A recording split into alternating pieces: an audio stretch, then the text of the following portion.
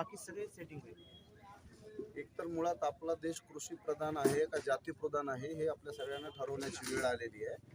जर हा देश कृषी प्रधान असता, विकास प्रधान असता, तर आपल्या सगळ्या लोकांनी कृषी प्रधान किंवा विकास प्रधान असतं तर लोकांनी या बदमाश लोकांना कुठल्याही प्रकारचं मतदान केलं नसतं. पण आपल्या देशाची, महाराष्ट्राची वाईट अवस्था आहे. निवडणुका आल्यानंतर सगळी माणसं जातीप्रधान बनतात.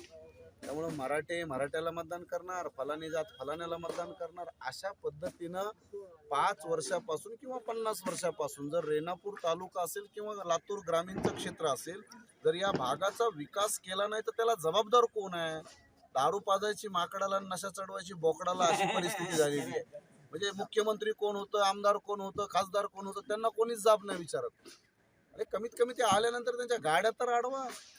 या भागामध्ये शेतकऱ्यांच्या शेतीला भाव नाही, या भागामध्ये कुठल्या फॅक्टऱ्या नाहीत, कारखान्या नाही आणि कुठल्याही प्रकारचं डेव्हलपमेंट नाही. माणसं इथून पुण्याला, मुंबईला, पिंपरीला, नाशिकला, ठाण्याला 8,000, 10,000, 15,000 रुपयावर आपली घरं दारं सोडून हा बीड, उस्मानाबाद आणि लातूर हे पूर्ण भटकंती जिल्हे आहेत. हे पूर्णपणे त्याला रिफ्युजी जिल्हे आहेत. इथले लाखो लोक पोट भरण्यासाठी पुण्या मुंबईला गेलेले आहेत. त्याची लाज धीरज देशमुखला, रमेश अप्पा कराडला आणि इथल्या प्रस्थापित राजकीय पक्षांना वाटली पाहिजे.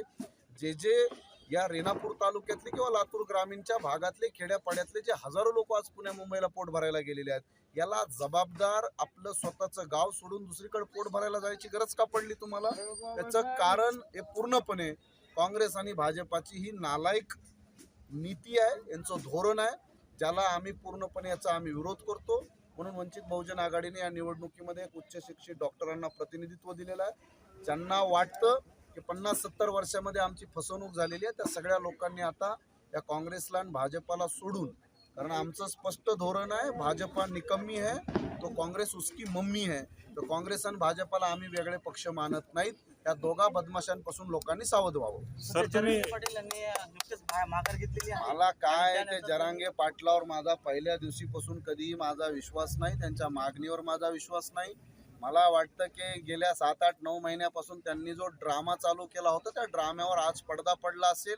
पण मी असा एकमेव माणूस आहे की मी कधीही या पाटलाला बोललोही नाही, मी भेटलोही नाही, मी काय त्यांच्यासोबत भेटगाठ केली नाही. सर, तुम्ही कुठल्या विकासाच्या मुद्द्यावर तुम्ही आता थांबा नाही, एक जरांगेचं झालं तर विकास तुमच्या मध्ये आला. थांबा 2 मिनिटं. जरांगे पाटील हे निवडणूक लढणार नाहीत, हे आमचे नेते आदरणीय बाळासाहेब आंबेडकरांनी स्पष्ट केलं होतं. जरांगे पाटील हा शरद पवारांनी पेरलेला माणूस आहे, शरद पवारांचा माणूस आहे, हा निवडणूक लढणार नाही. याचमुळे बाळासाहेब आंबेडकरांनी त्यांना एक 4-5 महिन्यापूर्वीच घोषित केलं होतं. राहिली गोष्ट मराठा आरक्षणाची, तर अनेक मराठ्यांना हे माहिती नाही. मराठ्यांमध्ये ज्यांना सुज्ञ आणि प्रज्ञा असणारी जी माणसं आहेत ती एक होते न्यायमूर्ती पी.बी. सावंत आणि आता जे जिवंत आहेत न्यायमूर्ती बी.जी. कोळसे पाटील. हे मराठ्यांमधले खऱ्या अर्थानं विद्वान माणसं आहेत, जाणकार माणसं आहेत, ज्यांना कायदा माहिती आहे, ज्यांना संविधान माहिती आहे, ज्यांना समाज व्यवस्था माहिती आहे. पण दुर्दैव अंगठे छाप ज्यांना म्हणजे बुडणं शेंडण खांद्यावर झेंडा अशा माणसांचे सल्ले ऐकून महाराष्ट्रातले मराठी राजकारण करायला लागले. हे जे मी 2 माणसांची नावं घेतलेली आहे त्या सगळ्या लोकांना माहिती आहे की मराठ्यांचं आरक्षण असंविधानिक, हे संविधानाच्या चौकटीत बसत नाही. म्हणून सुप्रीम कोर्टानं मराठ्यांचं ओरिजिनल आरक्षण फेटाळलेलं आहे पिटिशन, आणि त्याचं रिव्ह्यू पिटिशन पण फेटाळलेलं आहे. दोन्ही पिटिशन फेटाळलेले आहे. आता फक्त लास्ट क्युरेटिव्ह पिटिशन मराठ्यांच्या आरक्षणाची बाकी आहे. त्यामुळं संविधान मराठ्यांच्या आरक्षणाला मान्यता देत नाही. मराठ्यांना आरक्षण द्या असं बोलणंही भारतीय संविधानाचा गळा घोटल्यासारखं आहे. म्हणून ज्यांना संविधानाची आणि कायद्याची अक्कल नाही आहे ते लोक आरडाबोंबा करतात. म्हणून मराठा समाजानं न्यायमूर्ती बी.जी. कोळसे पाटील जे आज हयात आहेत, जिवंत आहेत, ते वारंवार मराठा आरक्षणाची भूमिका मांडतात. जरा कृपा करून ते समजून घ्या. सोडून माझं सगळं एज्युकेशन सोडून आपल्या या विधानसभेच्या रणधुमाळीत उभा आहे. माझ्याकडे कुठल्या शैक्षणिक संस्था नाहीत, माझ्याकडे कुठले कारखाने नाहीत, माझ्याकडे कुठल्या पतसंस्था नाहीत, विकास बँका नाहीत, पण माझ्याकडे माझी ताकद आहे वंचित बहुजन आघाडी आणि ही वंचित लोक इथले रेणापूर तालुक्याचे. याच ताकदीच्या बळावर मित्रांनो मी उभा आहे. आज आपल्याला वाटत असेल की हे प्रस्थापित हारणार नाहीत, पण तुम्हाला एक मी इथं सांगू इच्छितो की ते हरू शकतात, कारण तशी तयारी पण सुरू आहे. या येणाऱ्या काळामध्ये आपल्याला चित्र बदलून टाकेल. या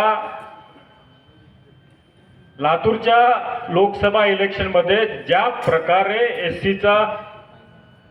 एससीची जी सीट होती त्या एससीच्या जागेवर एखाद्या तिथल्या महार मातंग चांभार यांचा एक तिथं अधिकार होता, त्या अधिकाराला डावलून इथल्या लोकांनी इथल्या प्रस्थापितांनी एकाला उभा केलं, इथल्या बोगस सर्टिफिकेट असल्या माणसाला उभा केलं आणि त्याला जिंकून दिले. आज त्याचा बदला आपल्याला घ्यायचा आहे. आज या लोकांनी ज्यांनी देशमुख घराण्याने ह्या लोकांना उभा केलं त्याचा आज बदला आपल्याला घ्यायचा आहे. आज लातूर शहरातून अमित देशमुख पडणार आणि लातूर ग्रामीण मधून धीरज देशमुख पडणार आहे आणि हा बदला आपल्याला घ्यायचा आहे. मित्रांनो, हा विकासाची भाषा करतायत, पण विकास तो स्वतःचा विकास करतात, काही घटकाचा विकास करतात, काही मोजक्या माणसाचा विकास करतात. इथला विकास जर करायचा असेल तर वंचित बहुजन आघाडीच्या माध्यमातून आपल्याला मतदान केलं पाहिजे. आज आपण आताच न्यूज बघितली, जरांगे पाटलांनी निवडणुकीतून माघार घेतली. का बाबा माघार घेतली? त्याला आरक्षणाचा मुद्दा मागच्या लोकसभेपासून आजपर्यंत चालला. त्यांना द्यायचं होतं गरीब मराठ्यांना आरक्षण. का माघार घेतली त्यांनी?